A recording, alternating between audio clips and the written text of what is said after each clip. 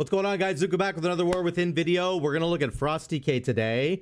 And we're going to look at the Horseman for Riders of the Apocalypse tree. It's probably the most iconic tree, I think, that exists right now in the game.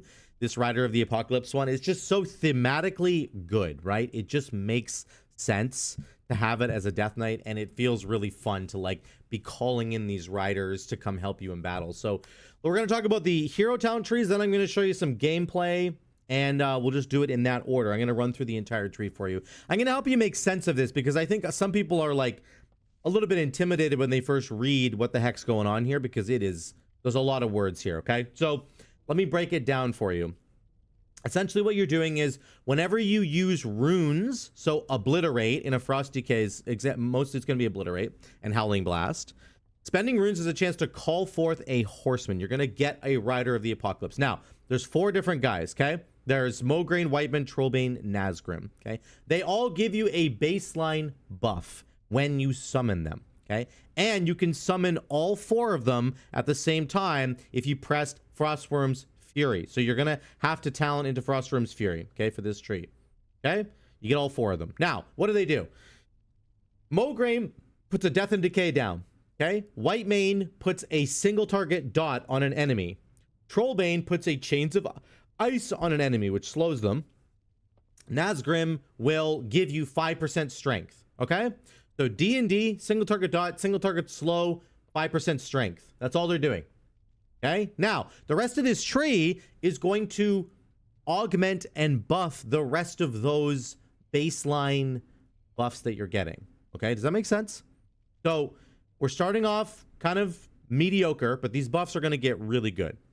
So let me look at these corner talents first, okay? And then I'm going to get to these 4 talents here. These 4 talents right here, 1, 2, 3, and 4, they are all going to buff the baseline abilities. We'll get to that in a second. Let's look at this. Death Charge replaces Death's Advance. Call upon your Death Charger to break free of movement impairing effects for 10 seconds. While upon your Death Charger, your movement speed is increased. You cannot be slowed and you're immune. So it's Death's Advance on steroids. We get to become a paladin now and we get to ride around. This thing looks amazing. I love it. Look at this thing.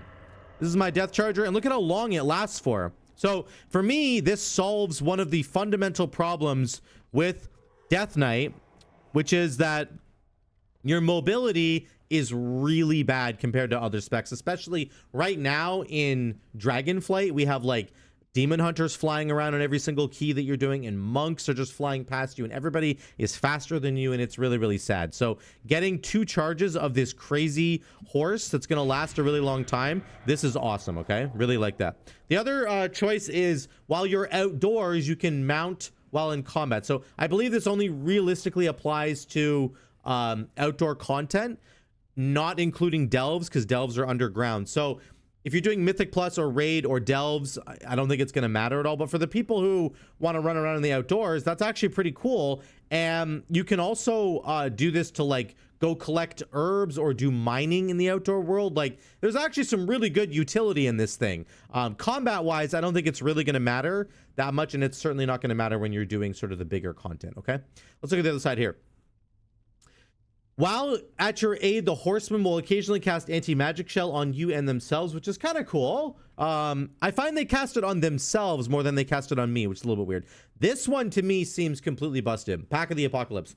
When you take damage, 5% of it is redirected to each of your active horsemen. If you press Frostwyrm's Fury, you get 4 horsemen, okay? And so therefore, you're going to have 20% damage reduction if I'm understanding this correctly. 5 times 4 is 20, right? So I think you're going to get 20% DR when you press Frostwyrm's Fury and all 4 of the horsemen are active. That's going to be crazy strong. Really, really strong to have that, in my opinion. Okay, let's get to these 4 talents right here. These are buffing the baseline abilities. Let me refresh your memory.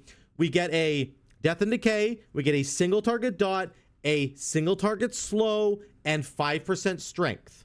Okay, let's look at this first one. Mograine's Might. Your damage is increased by 5%, and the Death and Decay from Mograine now applies to you. Okay, now we're getting somewhere. This is crazy. That means that your Obliterate is going to cleave because of cleaving strikes inside of Mograine's Death and Decay. That is so incredibly strong, and you're going to start to see that the theme of this tree it revolves around obliterate. Okay, you're not going to be doing a breath build with this tree. It has everything to do with obliterate. You're going to be doing an obliteration build 100%. Okay, so we get death and decay from Mograine's Might. Let's go to the next one. The strength bonus. If an enemy dies while Nazgrim is active, the strength bonus goes up by 3%. Additionally, every rune you spend buffs the strength bonus by 1%. So it starts at 5, it'll go up to 8 if an enemy dies, and then every time you're spending runes, it's like 6, 7, 8, 9, 10. It's going to start ramping up pretty hard, which is really cool. Whitemane. When you obliterate an enemy who is affected by his dot, it spreads the dot to a nearby enemy. Very cool. So again, his dot is pretty good. It does 1100 shadow frost damage per stack. Every time it deals damage, it stacks up, so the stacks get higher and higher. It's going to be a lot of damage, and then when you obliterate somebody, it's going to spread that, and it's going to start stacking on that enemy, so it's going to start becoming really, really good. On a longer extended fight, you can see this dot doing a lot of damage. Like in high mythic plus, you can spread and keep spreading this dot. Every time you hit obliterate, it's going to spread, and I think that the cleaving obliterates are going to spread the new dots that you have as well. So you spread it once to a nearby enemy, and then you press obliterate again, and it spreads the first one to a new enemy, and it spreads the second one to a new enemy. You can see how fast that's going to start spreading. Okay, very, very good. Let's look at this one. Again, when you obliterate a target affected by Trollbane's chains, it shatters the chains. So again, you're on one target and he puts the chain on them, and then you shatter that chain and do a bunch of damage to enemies. So very, very cool. So now the death and decay that goes down from Mograine, we get to cleave when we're inside of it. The strength bonus is ramping up over time. The dot is now spreading when we obliterate it, and it's ramping up damage over time. And the chains that would be put down that Trollbane puts down are now exploding when we obliterate them as well. Okay, so now those basic buffs are sort of much stronger than they used to be. Let's go down here. Damage of diseases, Frost Strike, Death Coil up by 15%. Boring, but good. Now we have, I think, probably the most powerful talent in this entire tree. I'm not kidding. When it comes to Mythic Plus, I think this is the most powerful talent in here. Mossworn Menace. The cooldown of Horn of Winter is reduced by 15 seconds, and Death and Decay cooldown is reduced by 10 seconds. Hello?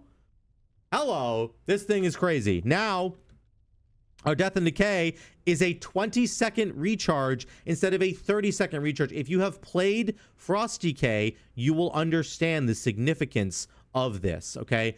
There are so many moments in an AoE fight where I'm debating whether I want to put down my Death and Decay near the end of a pack's life, and I'm like, I just want to get like 4 or 5 more obliterates out, and I want to cleave with those obliterates. It's going to be so good, but if I do it now, I'm not going to have my Death and Decay up for the next pack, and it's like, oh my god, that sucks.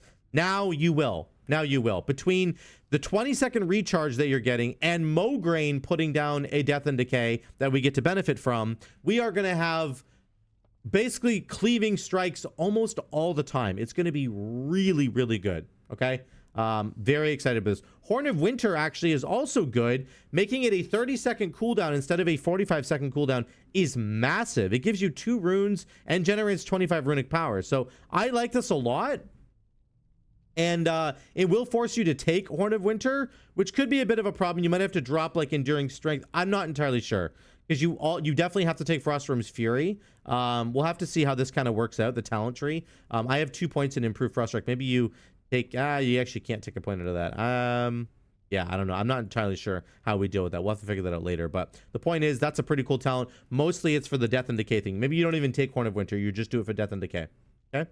Here's the last choice note here. Every 50 runic power you spend extends the duration of a horseman's aid by 1 second up to 5. So you can spend 50 runic power pretty easily. You're mostly going to spend it on Glacial Advance, which costs 30. So every second Glacial Advance is going to extend the duration of a horseman, which is nice.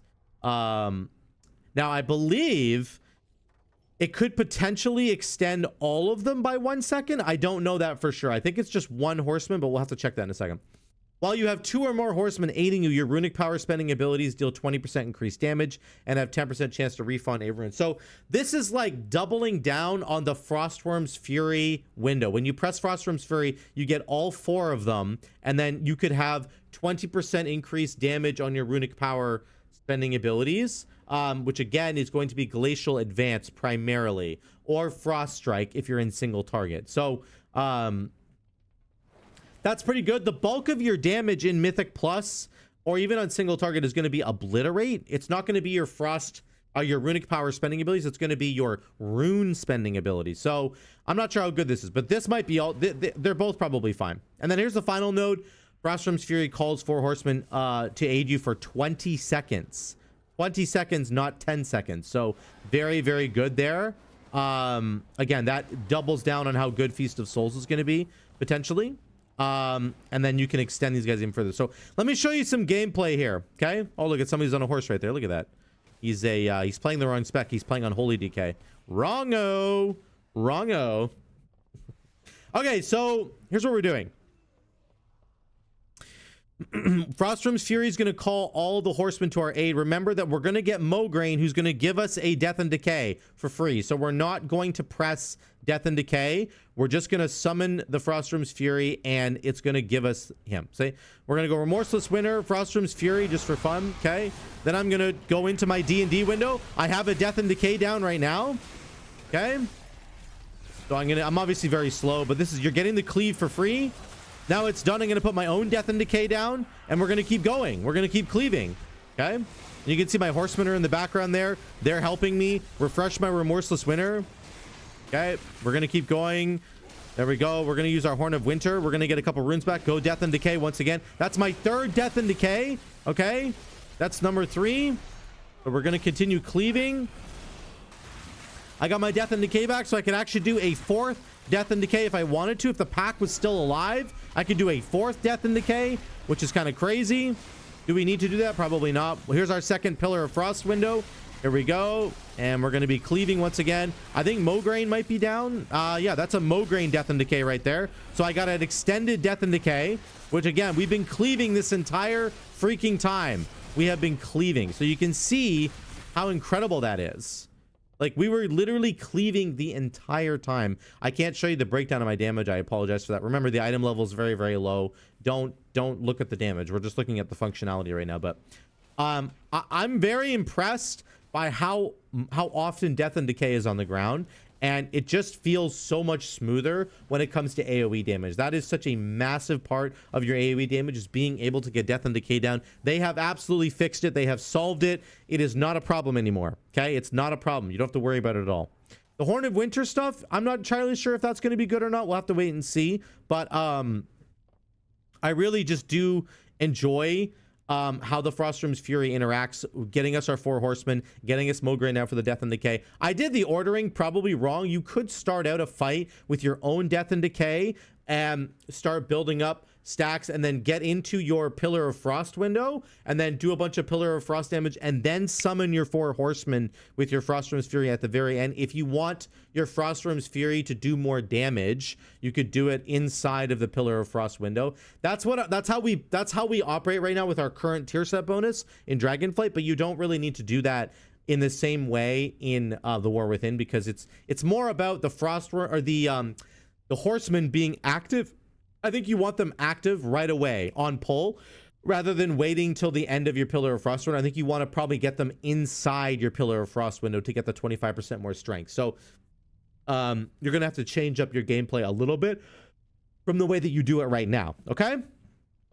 That is the 4 horsemen in a nutshell. Rider of the Apocalypse, 4 Frost Decay. That's how it works.